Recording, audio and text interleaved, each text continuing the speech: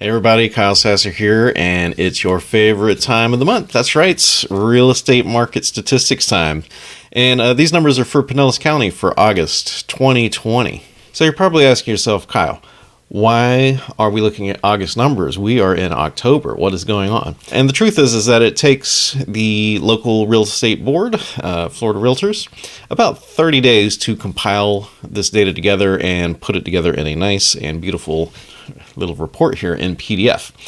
If you would like a copy of this report in PDF, just click the link below, sign up there, and you'll be able to download links. I also send them out via email if you sign up for the newsletter. So a few things with these numbers. One is that we do compare year over year. So we are comparing August 2020 to August 2019.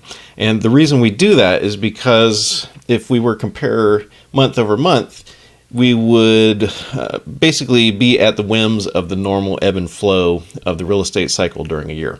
For example, more people buy and sell a home whenever the school is not in session versus right before school starts. A lot of people do not decide to buy or sell their home.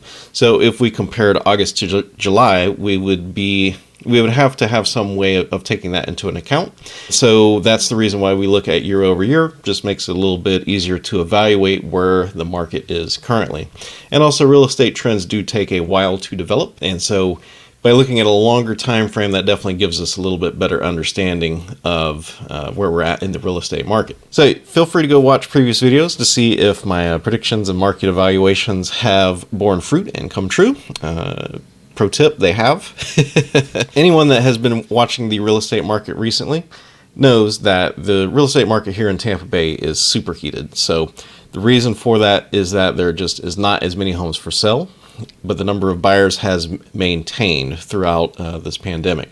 So net result is that there's fewer houses for sale. The number of buyers has held about the same, which has resulted in fewer houses to choose from and higher prices for those homes. So the number of closed sales for Pinellas County actually went up 4.6%.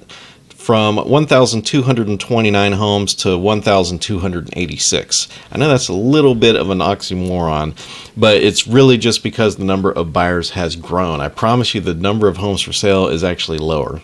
Median sales price increased 14.4% from $278,000 to $318,000. That is a monumental jump in 12 months. That is 14% in 12 months. So that is a huge price jump.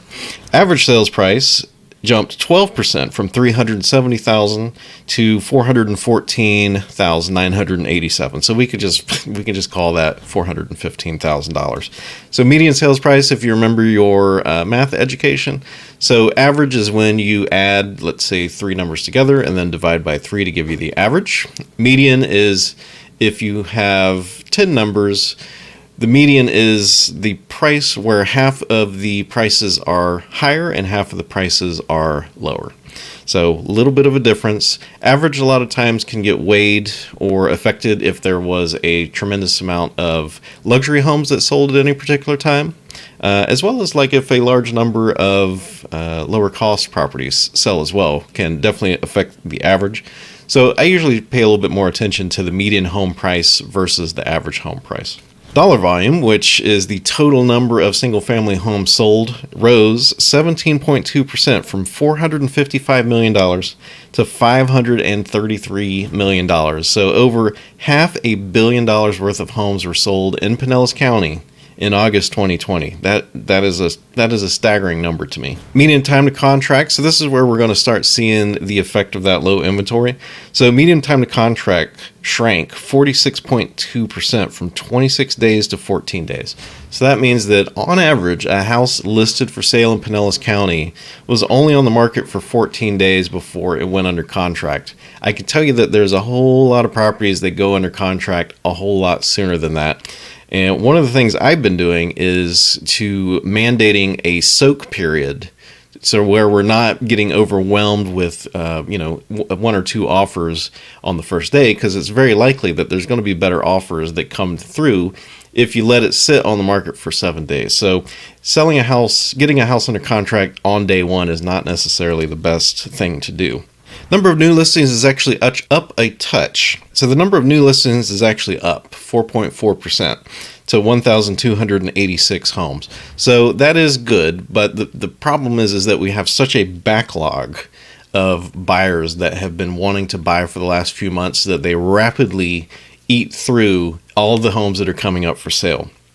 All right, I also want to show you this spreadsheet here. So this is something that I do personally. Every day I go into the MLS and I download the number of new listings per day. And the reason why is because the data that I get, if you remember the beginning of this video, is honestly probably 45 to 50 days old by the time it lands in my hands. So I wanted to be able to keep track of how the market is performing today, so far as the number of new listings coming on the market. And I've been tracking this since the pandemic started because I wanted to know where we were at inventory wise so that I could properly advise my clients. So far as I know, I'm the only one tracking this information. It is pretty labor intensive, and the automated ways of getting it out of the MLS don't put it in this format, and certainly doesn't compare it year over year so we can see where we're at in relation to previous years.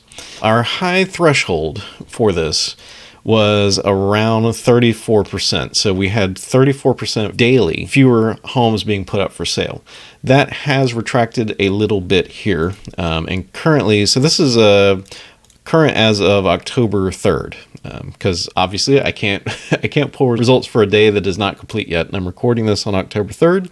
So October 2nd is the most recent dates that I have. So as of October 3rd, the total amount down of new listings is 15.6% compared to last year. So there's been 15.68 fewer homes put up for sale since March.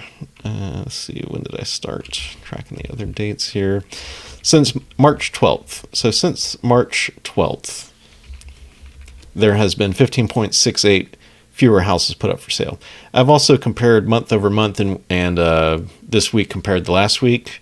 The weekly one is obviously mostly for my benefit, just so I can see ebbs and flows. Currently, we're down 6.3% compared to last week, but honestly, that fluctuates just based on a month-to-month basis, or actually a week-to-week basis. So I wouldn't give that much credence. Last 2 weeks is probably a little bit better metric, and we're down 10%. And then current 30 days compared to previous 30 days, we are down 3.3%. So we're doing better than we were around March, April, when we were down 30% basically across the board.